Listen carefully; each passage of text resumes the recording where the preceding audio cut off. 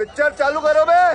Satish casing साहब, तो वो देखेगा कई ऐसे लोग हैं जो कह रहे हैं नेपाल टुडे इंडिया टुमारो। ऐसी स्थिति किसी भी देश में हो सकती है। फिर कहेंगे नेपाल के यूथ ने कर दिया, अब इंडिया की बारी है।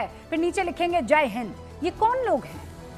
देखिए, पता नहीं कौन लोग हैं, लेकिन बात यह है कि हम आंदोलन और खूनी क्रांति में इसको विभाजन कर लें, वो अलग चीज़ है।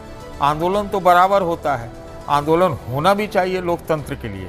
और हमने देखा भी है, भारतीय जनता पार्टी आज सत्ता में है 11 साल से, वो भी अन्ना आंदोलन का हिस्सा थी, वो भी इमरजेंसी के खिलाफ आंदोलन का हिस्सा थी।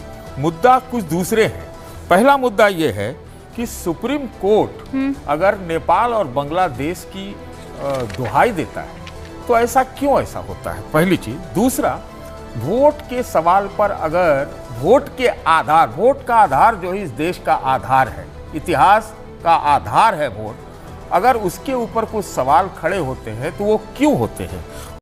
बात तो सही है। और दूसरी बात कि अब आप हम लोग बताते हैं कि इतना बढ़िया इकोनॉमी है, सब कुछ बढ़िया है। आपने अच्छा किया जो बता दिया कि कुछ कमी भी है। तो उसमें तो ये है कि ना 1938 के बाद गैर बराबरी सबसे चरम पर है।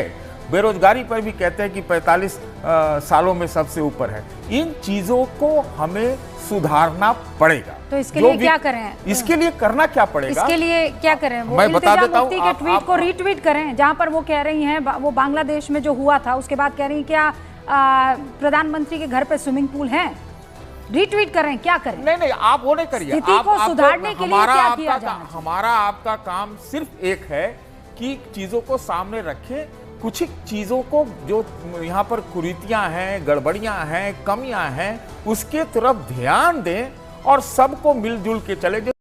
बात तो सही है। जैसे हमारा ना मध्यम मार्ग रहा है भारत का। नहीं, अगर हम एकदम से ये मध्यम मार्ग में ये तो ये एक्सट्रीम नहीं है कि जो नेपाल में हुआ है वो हमारे यहाँ भी होना चाहिए। मैं तो कह रहा हूँ वो तो नहीं, मैंने कहा कि आंदोलन के हम समर्थक हैं, आंदोलन होते रहना चाहिए। ये आंदोलन है क्या? नेपाल में आंदोलन हुआ है क्या? वहाँ पर डीप स्टेट भी है। हाँ, हमारे नाक के नीचे हो रहा है। ये हमारे लिए चिंता की बात है। हमारे लिए चिंता की बात है कि हमारे नाक के सामने ये हो गया। सर देखिए, लेकिन हमको सचेत रहना है, आपने सुप्रीम कोर्ट का बिल्कुल सुप्रीम कोर्ट का कहा।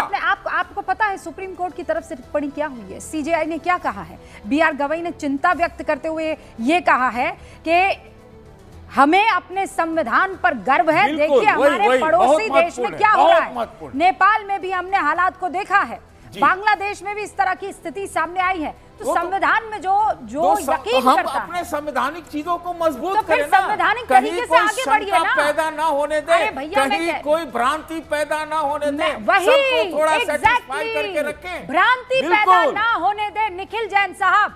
इसीलिए आरोप लगते हैं क्या भ्रांति पैदा की जा रही है बार बार, तब जबकि चुनाव आयोग की तरफ से, बाकी संस्थाओं की तरफ से आकर क्लैरिफाई किया गया है भ्रांतियां पैदा की जा रही है। जवाब दीजिए निखिल। रूबिका जी, देखिए एसके सिंह जी ने एक बहुत सही बात बोली कि आंदोलन और खूनी क्रांति में एक फर्क होता है। मेरा भी यही मानना है, लेकिन साथ साथ ये भी सच है कि आंदोलन को खूनी क्रांति में बदलते देर नहीं लगती।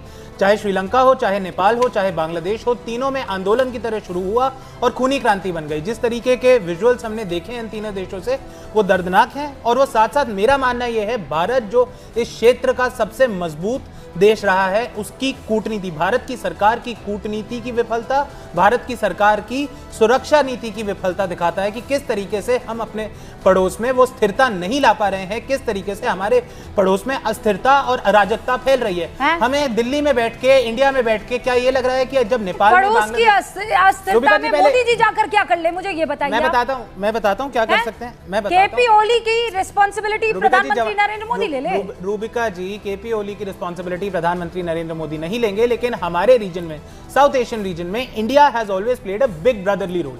बड़े भाई के रूप में हम हमेशा रहे हैं। कहीं पर भी अस्थिरता हुई तो हमने उसमें हस्तक्षेप करा और उसे रोका। किस तरीके से पाकिस्तान की फौज ने 1970 में ईस्ट पाकिस्तान में बांग्ला भाषी लोगों के ऊपर अत्याचार करे, हमारी प्रधानमंत्री इंदिरा गांधी ने, हमारी फौज ने हस्तक्षेप करा, उस अत्याचार को रोका और पाकिस्तान के दो भेद कर दिए।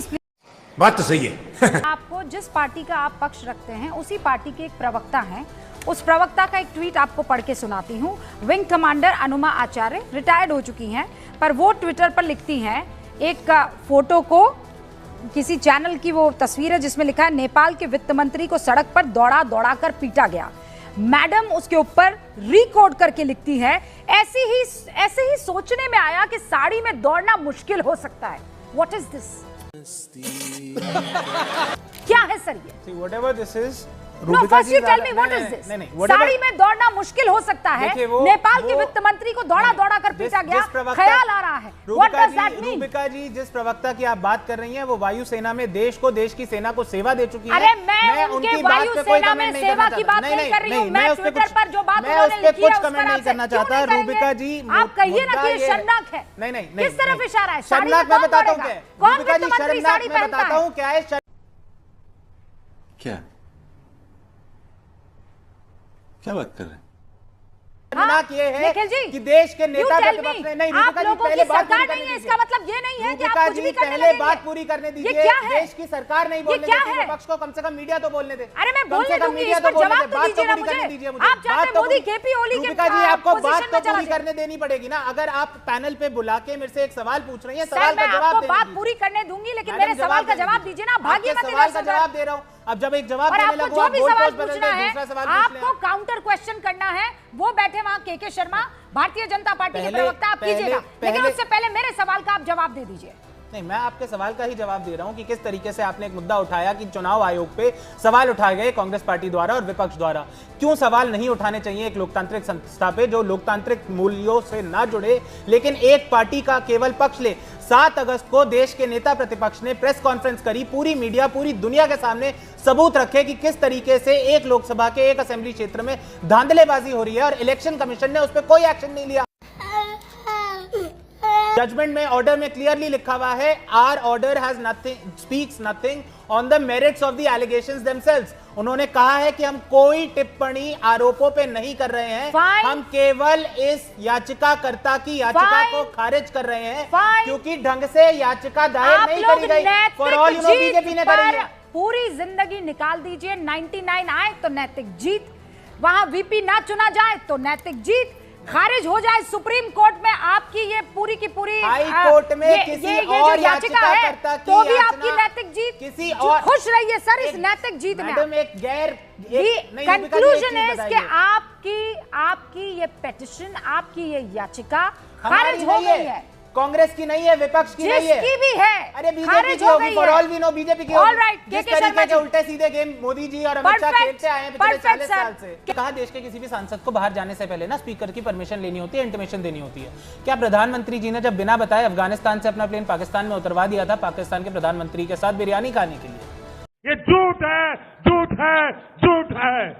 रूबिका जी, ये बहुत ही गंभीर विषय है।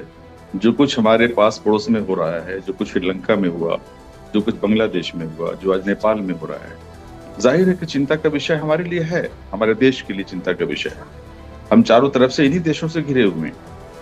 वहां भी लोकतंत्र ही था और हमारे देश में भी लोकतंत्र है, लेकिन फर्क है, हमारा लोकतंत्र एक ऐसे संविधान पर आधारित है जो बाबा साहब अम्बेडकर का बनाया हुआ संविधान, जिसकी जड़ें बहुत मजबूत थी, जिसको नेहरू जी ने, जिनको गाली पानी पी करके भारतीय जनता पार्टी गाली देती है, इस देश में संविधान को स्थापित करने का काम, डेमोक्रेसी को, लोकतंत्र को स्थापित करने का काम हमारे पहले प्रधानमंत्री श्री पंडित जवाहरलाल नेहरू जी ने किया था।